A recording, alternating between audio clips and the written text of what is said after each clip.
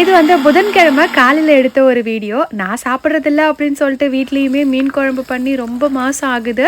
இப்போ தான் வந்து பண்ணி கொடுத்தேன். நியர்லி மோர் தென் ஒரு 6 மந்த்ஸ் கிட்ட இருக்கும் வீட்டில் வந்து மீன் குழம்பு பண்ணி. மீன் குழம்புக்கு வந்து தக்காளி அரைச்சி சேர்த்துட்டு அப்புறம் வீட்டில் உள்ள குழம்பு மிளகாத்தூள் சேர்த்தேன் அப்படின்னாலே மீன் குழம்பு நல்லா திக்காக சுண்டி வரும். அதுக்கப்புறமா மீன் போட்டுட்டு கொஞ்சோண்டு வெல்லம் மட்டும் சேர்த்து விட்டுட்டேன் அப்படின்னா குழம்பு வந்து ரொம்ப புளிப்பாக இல்லாமல் அட் த சேம் டைம் ரொம்ப காரம் இல்லாமல் அப்படியே பேலன்ஸ்டாக இருக்கும். அந்த ஒரு டேஸ்ட் வந்து நல்லாயிருக்கும். மீன் குழம்புக்கு வந்து நம்ம மீன் போட்டு பார்க்கறதுக்கு முன்னாடியே குழம்பெல்லாம் டேஸ்ட் பண்ணி பார்த்துட்டு அதுக்கப்புறமா வந்து ஃபிஷ்ஷு கூட சேர்த்துக்கலாம். திரும்ப வந்து புயல் உருவானதுனால சென்னையில் வந்து நல்ல மழை 2 நாளாக. சரி கிளைமேட் நல்லா இருக்கே அப்படின்னு வீடியோ மாடியில் போய் எடுக்கலாம் அப்படின்னு போய் மாடியில் வீடியோ எடுத்துகிட்டு இருந்தேன்.